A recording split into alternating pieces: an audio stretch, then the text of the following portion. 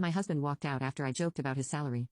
I thought he was being dramatic, until I found the divorce papers on the kitchen counter. I'm Jessica, 32 years old, and this is the mess I made.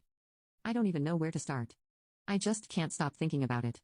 How something that should have been a funny joke turned into something that ripped my family apart. It's like a bad dream, but I lived it. To put it simply, I teased him about his salary, in a light-hearted way. Or at least that's what I thought it was. We've been arguing a lot lately, nothing major, just the usual stuff, bills piling up, me nagging him about his job, and him getting defensive, like he always does. I didn't mean to hurt him, but I guess I kind of did. See, I've always been the one to handle the money in our house, but I'm terrible at it. I overspend, never save, and always act on impulse. I mean, I get what I want when I want it, right? Who wouldn't?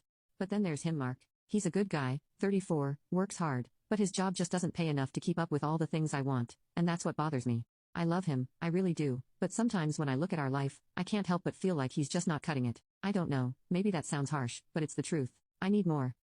We were sitting in the living room, the kids were at their grandmother's for the night, and Mark was going on about how we should be more careful with spending. I hate hearing that. It just feels like constant nagging. We've had that conversation a million times, and he still can't seem to understand that life's too short to worry about every penny.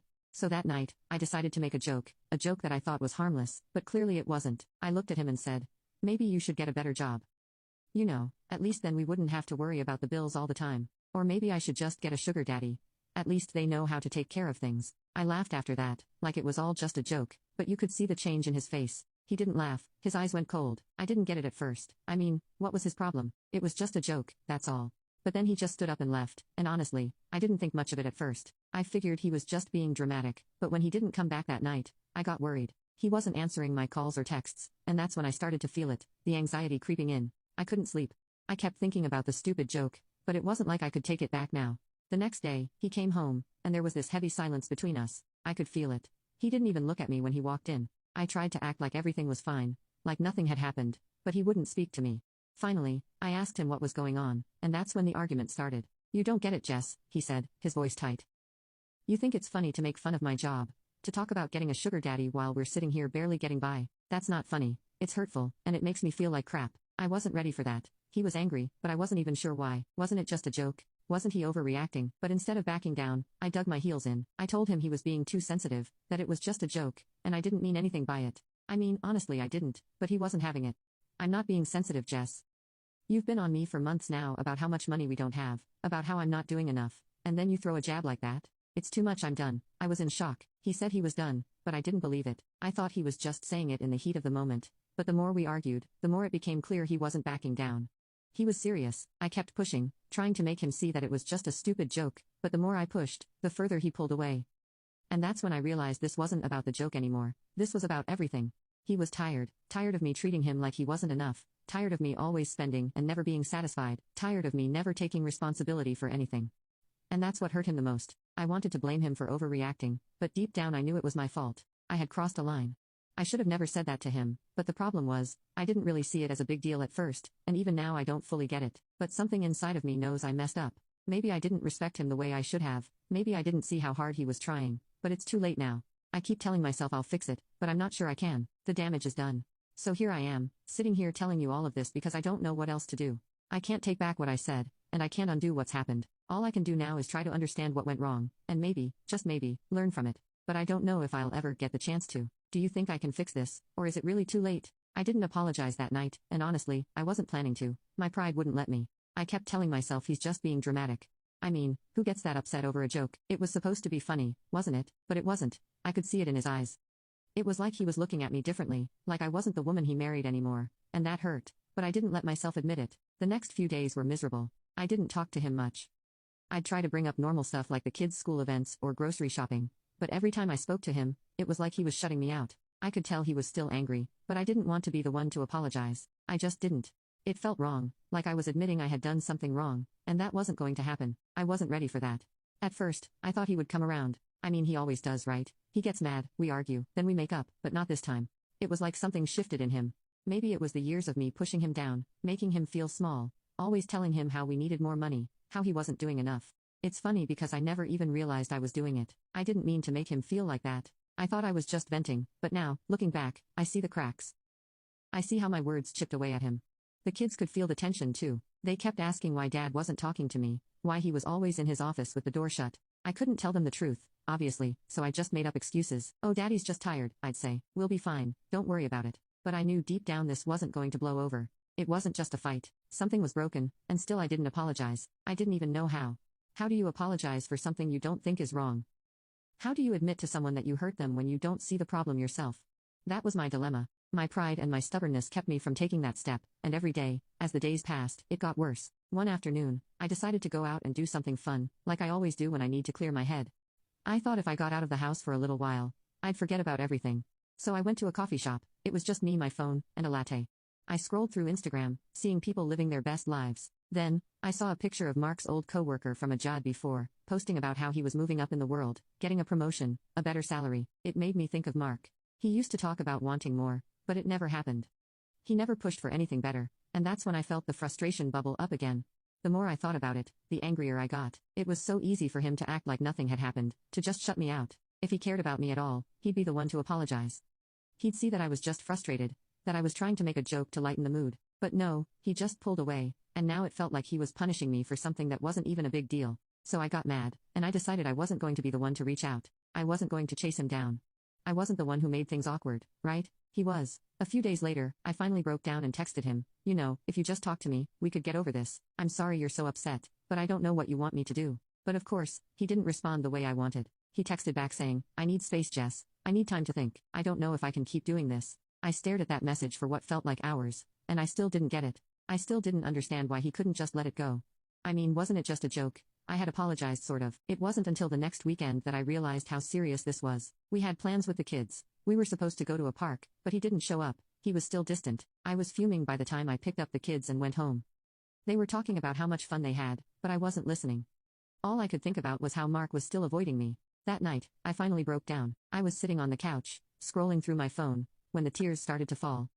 I felt like everything was falling apart, but even then, I couldn't bring myself to reach out the way I should have. I couldn't admit that I was wrong.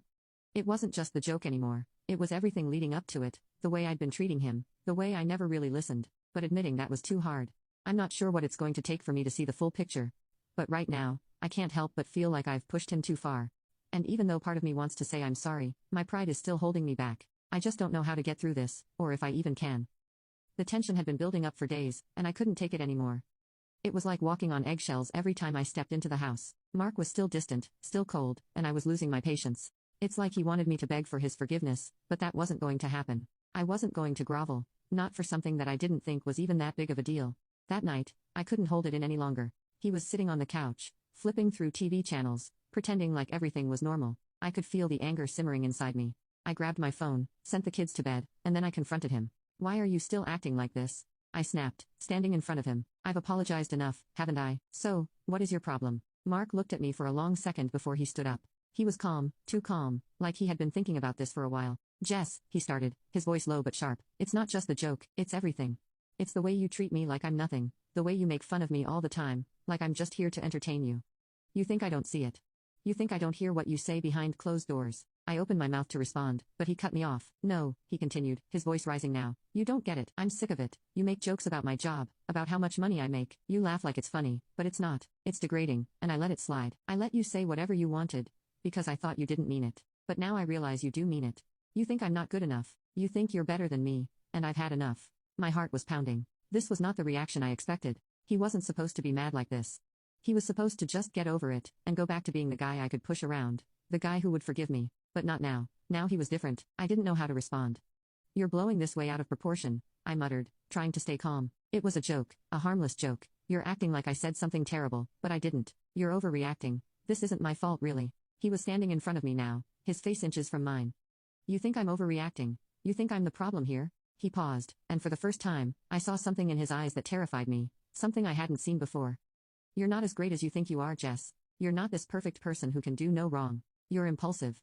You spend money like it grows on trees, and you never think about the consequences. I'm trying to keep us afloat, but every time I turn around, you're throwing money away on things we don't need, and it's not just the money, it's the way you treat me like I'm just a guy who's supposed to put up with your nonsense. But I'm done. I'm done putting up with it." I felt my stomach twist, but I didn't want to give him the satisfaction of seeing how much his words stung, so I tried to fight back.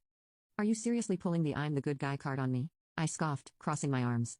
"You're not perfect either, Mark. You've got your own issues too, But you're too busy blaming me for everything to notice. He stared at me, shaking his head in disbelief. You really don't get it, do you? He took a deep breath and exhaled, like he was trying to calm himself down. You think it's just about the joke, but it's the way you talk to me, the way you make me feel small. You're not the only one frustrated with how things are going, Jess. I've been trying to make this work for us, and all you do is tear me down. You're too focused on what's wrong with me to see what's wrong with you.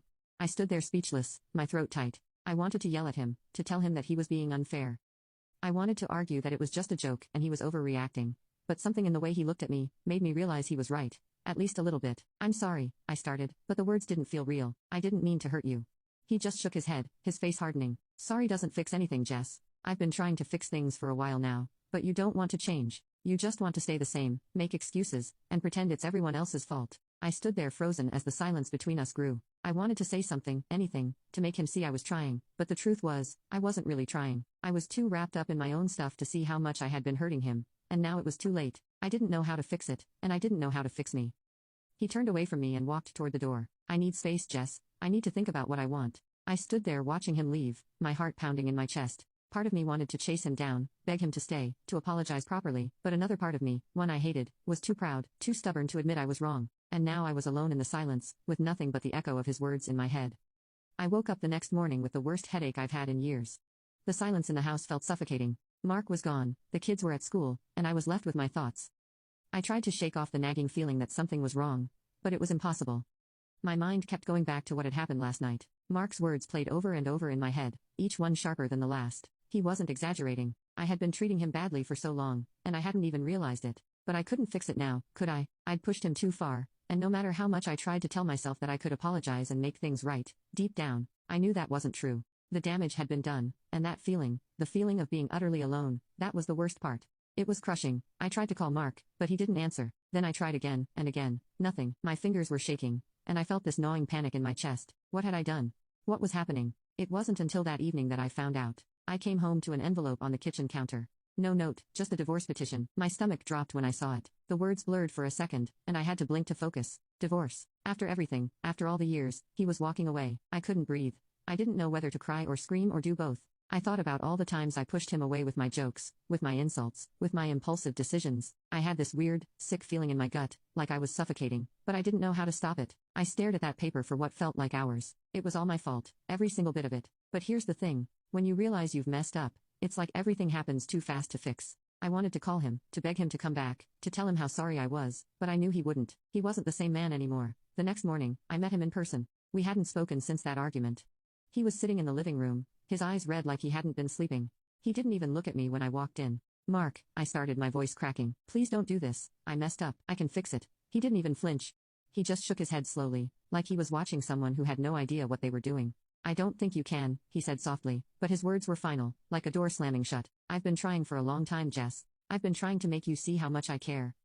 But it's like you never noticed, or maybe you just didn't care enough to notice. You hurt me over and over again, and I kept forgiving you, because I thought things would get better, but they didn't. I swallowed hard, biting my lip to hold back tears, but I knew it was too late. The man I had once known, the man I had loved, was gone, and all because of me.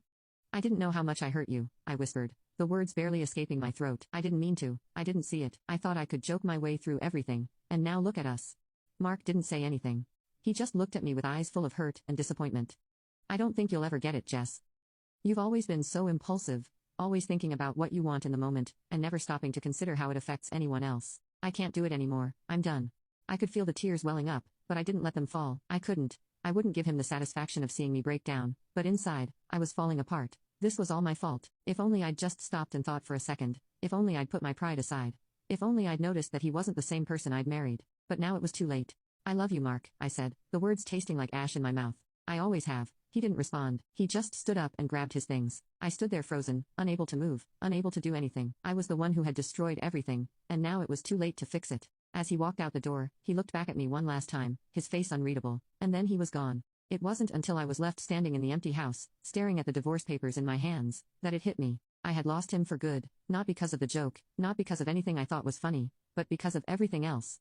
The way I had treated him over time, the way I had neglected him, the way I had dismissed his feelings. Now I was the one who was alone, and I hated it. I hated the silence. I hated the emptiness, and most of all, I hated that I had taken him for granted. I had been so caught up in my own world, in my own impulsive decisions, that I hadn't seen how much I was driving him away. Now I would have to live with that, and I would have to live with the fact that I had lost the only person who ever truly cared about me, all because I couldn't stop being me, impulsive, thoughtless, and too proud to admit when I was wrong. He was gone, and I had no one to blame but myself.